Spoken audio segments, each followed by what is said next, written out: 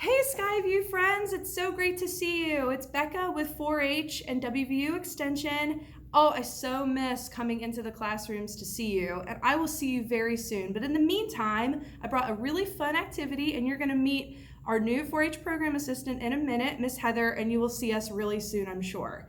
Like I said, in the meantime, we have an activity that I hope you'll try at home, or maybe your teachers will have you try it at school. So you only need a few supplies for this. This is called the Loopy plane.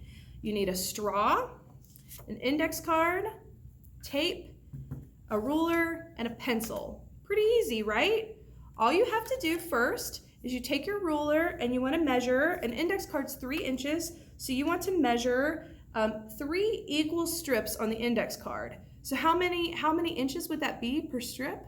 If it's a 3-inch card, it would be 1 inch for each strip. So I mark at the 1 inch mark, at the 2 inch mark. Then I take my scissors and I cut my strips.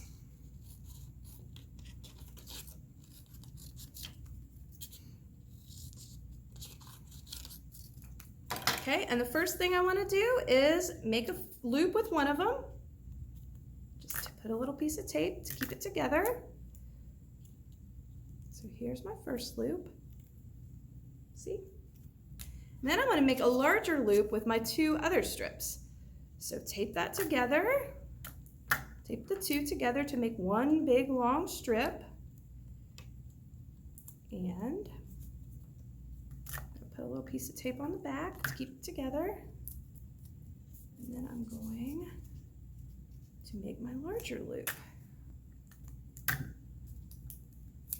Do you like paper airplanes? Because this is kind of like a paper airplane, but with different supplies. Different variation of it.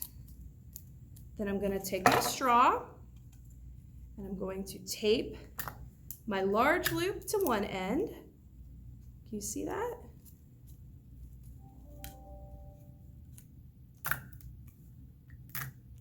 Oh, it's kind of crooked.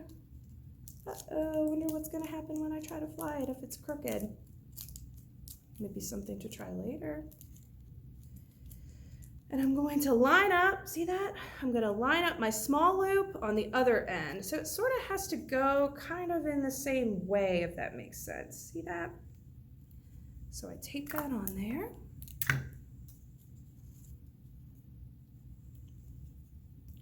Boy, I think I need another set of hands on this one. Kind of tricky.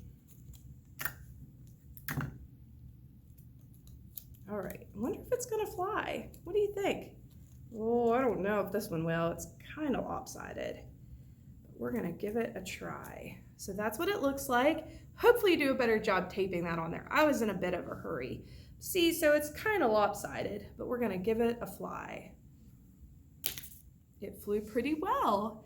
So we hope that you'll make the Loopy plane and try it out. And you can do different things. You can add another loop to it. You can see if you can make it fly different ways. I can't wait to see you. And I want to introduce my friend Heather, and she'll tell you a little bit about how it works. See ya. Hi Skyview friends. I'm new to this program, but I'm pretty excited about all the different school programs that Becca has brought for you guys in the past, and I can't wait to help her do some school programs in the future. So hopefully that will be coming. But for now, we're going to talk a little bit about the science behind this Loopy plane. So when you made the Loopy plane, you had 2 loops, right? And Becca's plane had 2 loops, but they're a little different. This one has a little bit of turn to this way, and this one went a little bit to that way. So that might affect how it flies when you throw it.